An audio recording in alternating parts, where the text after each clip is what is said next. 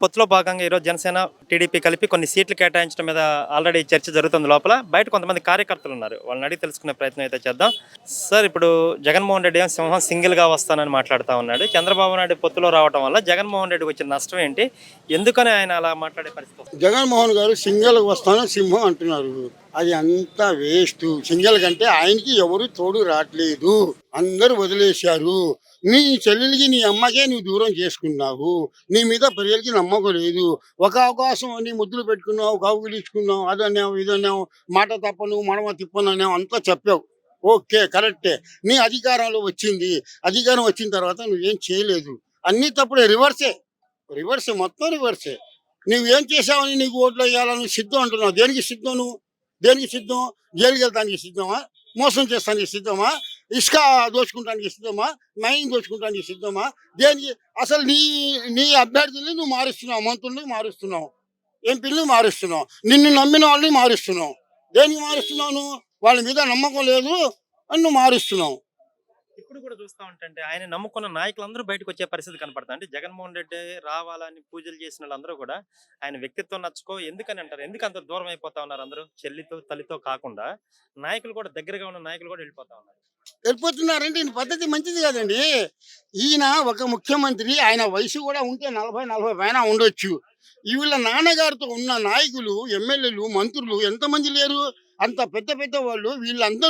వీళ్ళందరూ మా రాజశేఖర రెడ్డి గారి ముఖం చూసుకుని వచ్చారు. వస్తే ఆయన పెద్దరికాన్ని కూడా గౌరవించలేదు. ఈయన దగ్గర వస్తే ఈయన ఏ రోజు ఎవరికి మాట్లాడాడు? మా మీటింగ్ పెడతాడు, ఆ మీటింగ్లో మాట్లాడతాడు. సపరేట్గా ఎవరికి మాట్లాడాడు. అదే ఎంపీ నాకు నిధులు వచ్చిందయ్యా సెంట్రల్ గవర్నమెంట్ నుంచి అంటే, ఆ నిధులు తీసుకుని వచ్చి 7, 8 మంది ఎమ్మెల్యేలు ఉంటారు కదా, వాళ్ళకి పంచు. అంటే సిద్ధం అంటే మీరు మళ్ళీ సిద్ధం పోస్టులు అంటే దోచుకోవడానికి, దాచుకోవడానికి, మైనింగ్ కి, ఇసుక్కి, మందుకి, వీటికి సిద్ధం అని మాట్లాడుతున్నారు అంతే. మీరు. దానికోసమే సిద్ధం. దేనికి సిద్ధం? ఇప్పుడు నీకు దూరం చేశారు, నిన్ను ఒంటరిగాడే ఏనాడాడు. నువ్వు ఒంటరిగాడు ఎందుకు అయ్యావు? నీ చెల్లెలికి, మీ అమ్మకి, నీ కుటుంబానికి నువ్వు దూరం చేసుకున్నావు. రాజశేఖర రెడ్డి కుటుంబం నీతో లేదు, భారతిరెడ్డి కుటుంబం నీతో ఉంది. నువ్వు దూరం చేసుకున్నావు, అందరినీ నువ్వు దూరం చేసుకున్నావు. ఎవరు దూరం చేయాల? చంద్రబాబు ఏమన్నా చెప్పాడా షర్మిలకి వెళ్ళిపోమని? లేదు, విజయలక్ష్మికి వెళ్ళిపోమన్నాడా? నీకు మోసాలు చేయమన్నాడా? ఏంటి అసలు అర్థం చేయట్లేదు సార్ మీరు మీడియా వాళ్ళు. మీకు తెలియదా ఏం జరుగుతుంది? అరే, ఈనాడు విలాకారి మీద దాడి చేయడం ఏంటండి? ఏబిఎన్ వాళ్ళ మీద దాడి చేయాలి. అదే ఎంతమంది కొట్టారండి? అదే నాలాంటి ముసలిని కొడితే నేను చచ్చిపోయామండి. ఆ? ఎవరు చచ్చిపోయినా, ఎంతమంది మీద జాతాలు జరిగినా, ఆ, మన సలాం గారు, అబ్దుల్ సలాం నంద్యాల, ఆయన ఏం చేశాడని చెప్పి పాపం ఆయన కుటుంబం. ముస్లిమ్స్ కూడా చాలా ఆర్థికంగా ఇబ్బంది పడే పరిస్థితి వచ్చింది కదా 5 సంవత్సరాలు ఏమండి, చంద్రబాబు హయాంలో చంద్రబాబు ఉన్నప్పుడు మేమంతా బాగా పెట్టాం. అన్ని పథకాలు వచ్చినాయి మాకు. రంజాన్ తోఫా వచ్చింది, మైనార్టీ లోన్లు వచ్చినాయి, ఎస్టీ లోన్లు వచ్చినాయి, అందరికి ఎన్ని వచ్చినాయి. షాదీ ఖానాలు కట్టడం కాదండి, దుల్హన్ తోఫా ఇచ్చారు, అన్నీ చేశారు. మీరేం చేశారండి చెప్పండి? మీరు న్యాయంగా మీరు దోచుకున్నారు. డబ్బులు ఇచ్చారు. ఏంటి ఇచ్చేది? అది ఆ పథకాలు అందరు ఇస్తారండి. చంద్రబాబు ఇవ్వలేదా? ఆ విదేశ విద్య ఏది? చంద్రబాబు ఇవ్వలేదా? అసలు ఈ పథకాలు పెట్టిందే టీడీపీ గవర్నమెంట్.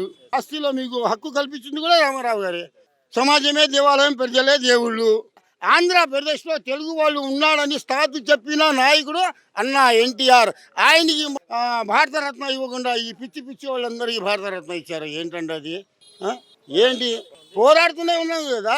మరి అయినా సరే జగన్మోహన్ రెడ్డికి ఎన్టీ రామారావు కన్నా ఎక్కువ సీట్లు వచ్చాయి, ఓట్లు వచ్చాయని కొంచెం అహం విర్రవీగుతా ఉన్నాడు మనిషి. నేనే సీఎం, నేనే దేవుణ్ణి అని. ఏమండి, కౌగిలించుకున్నాడు, ముద్దులు పెట్టుకున్నారు. వారి నాన్నగారు చనిపోయారు. ఆ సానుభూతితో ప్రజలు కూడా నమ్మారు. నీకు రాజధాని అమరావతిలో అంటే 10 ఎకరాలు అని కమ్యూనిస్ట్ పార్టీ వాళ్ళు, టీడీపీ వాళ్ళు చెప్తే 10 ఎకరాలు మాకు సరికావాలి, 30,000 ఎకరాలు కావాలన్నాడు. అంటే అప్పుడేమో అమరావతి ప్రజలందరూ ఆయనది ఒక్క రూపాయి తీసుకోకుండా 33,000 ఎకరాలు ఇచ్చారు. ఇస్తే నువ్వేం చేసావు? అడవి చేసేసి నేను ఇక్కడ ఇల్లు కట్టుకున్నాను, అంతా చేసుకున్నాను, మేము నిన్ను బాగు చేస్తాను అన్నాడు. తీసుకుని వెళ్ళి నువ్వు అన్ని 3 రాజధానులు అన్నావు. ఏమయ్యా, నీకు ఎన్ని ప్యాలెస్లు లేవు? నవరత్న ప్యాలెస్ కూడా ఇప్పుడు ఇక్కడ కట్టావు. ఎక్కడ? ఋషికొండలో. ఎన్ని ప్యాలెట్లు ఉన్నాయి ఎక్కడెక్కడ చెప్పాలా? నీకు తెలియదా? ఎన్ని నీ నాన్న అధికారంలో ఉన్నప్పుడు 1,00,000 కోట్లు నువ్వు మోసం చేసి ప్రజల డబ్బులు మోసం చేసి తీసుకున్నావు. అవన్నీ జరుగుతున్నాయి కేసులు. నువ్వు వచ్చావు ఈ 10 సంవత్సరాల్లో 3,017 కేసులు నీ మీద వాయిదాలు ఉన్నాయి. ఒక్క వాయిదాకి నువ్వు వెళ్ళాలా? అంతా మేనేజ్ చేస్తున్నావు. పోలీస్ డిపార్ట్మెంట్ మేనేజ్ చేస్తున్నావు. అసలు నీకు పైన దేవుడు, కింద ప్రజలు. పైన దేవుడు అంటే ఎవడు? మోడీ, అమిత్ షా. కింద ప్రజలంటే ఎవరు? ప్రభుత్వం, పోలీసులు. ఇదేనా దౌర్జన్యం? మాలాంటి వాడు ఎవరైనా నీవు వికిరిస్తే చంపేస్తావా? కేసులు పెడతావా? ఏంటా నీ దౌర్జన్యం చెప్పు. జగన్మోహన్ రెడ్డి గారు, రాష్ట్ర ముఖ్యమంత్రి వర్యులు గారు, మీరు చేస్తుంది ఏంటండి? మీరు చెప్పింది ఏంటి? మీరు చేస్తుంది ఏంటి? న్యాయమేనా? మీరు చేసేది న్యాయమేనా?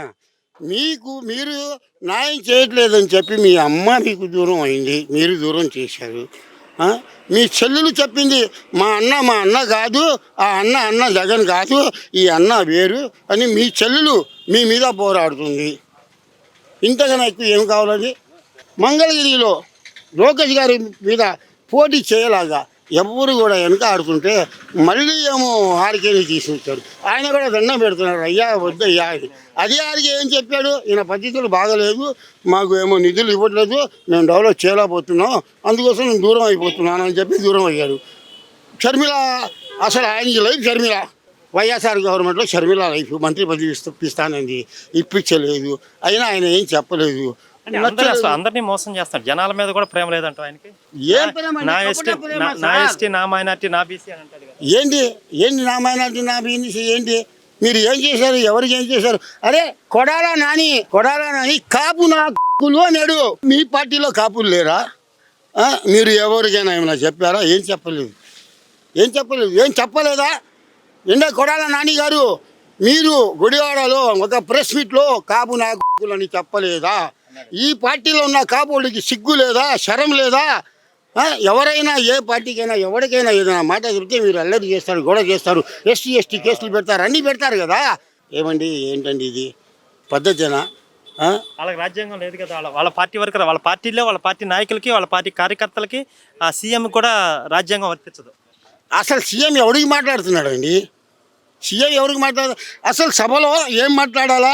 ఇవాళ మీరు ఈ సభకు వచ్చారు, ఈ సభ గురించి మాట్లాడాలని, ఈ సభలో ఇలా చేస్తున్నా ప్రజలకు ఇలా చేస్తానని మాట్లాడాలి కానీ నన్నకేమో పట్టాభి గారు కంటే ఆయన వివరించి రెచ్చగొట్టాడు. ఆయన ప్రజలు రెచ్చపోలా. ప్రతి దాంట్లో కూడా భూతత్తులో పెట్టి చూపించి మన చంద్రబాబు ఇలా చేశాడు, చంద్రబాబు అలా చేశాడు. ఏం చేశాడండి? ఎవరికి మోసం చేశాడు? ఎప్పుడైనా ఏదైనా మీ నాన్నగారే కేసులు 26 కేసులు పెట్టారు. ఏ కేసైనా ప్రూఫ్ అయిందా? మీరు మొన్న 52 రోజులు పాపం అమాయకుడు 73 సంవత్సరాల వయసు గల ముసలోడిని రాష్ట్ర అభివృద్ధి కోసం కాటుపడే చంద్రబాబు నాయుడు గారికి మీరు కేసు పెట్టారు. రాష్ట్రంలో 70 దేశాల్లో ప్రజలు వ్యతిరేకించారు. ఎందుకు చేశారు? That is Chandrababu Naidu. ఆయన ఎలాంటి మనిషి అండి? ఆయన తెలుసుకుంటే ఇప్పుడు కూడా ఆయన ముఖ్యమంత్రి ఉంటే ఈ రాష్ట్రం మంగళగిరి ఇవాళ బంగారం అయిపోయేది. ఈ రాష్ట్రంలో ఎన్ని అభివృద్ధి పనులు అయ్యేది? ఎంతమంది బతికేవాళ్ళు అండి చెప్పండి. సో మొత్తానికైతే మాత్రం గవర్నమెంట్ మారుద్ది, డెఫినెట్గా టీడీపీ జనసేన అధికారంలో రావడం ఖాయం. ఎందుకంటే ప్రజలు కూడా చెప్పలేకపోతున్నారు. ఇప్పుడు నువ్వు జనాల్ని తీసుకుని వెళ్తున్నావు, దౌర్జన్యంగా తీసుకుని వెళ్తున్నావు. వాలంటీర్లు వస్తున్నారు, మీకు పథకాలు ఏమో రాండి అని ఆ పెరడ్ బస్సులు, ఆ స్కూల్ బస్సులు, ఆ గవర్నమెంట్ బస్సులు తీసుకుని వెళ్ళిపోయి జనాల్ని తోలుకుని పోతుంటే సంతోషంగా ఎవరు రాట్లా. ఎలక్షన్ సిద్ధంగా ఉన్నారు. నువ్వు అందరినీ బటన్ నొక్కాగా నీకు బటన్ నొక్కుతానికి సిద్ధంగా ఉన్నావు. నువ్వు ఏం చేసావో తెలిపిస్తా. అదే చంద్రబాబు గారు కానీ, లోకేష్ గారు కానీ, పవన్ కళ్యాణ్ గారి మీటింగ్ పెడితే జనాలు సంతోషంగా వస్తున్నారు, స్వయంగా వస్తున్నారు. Thank you.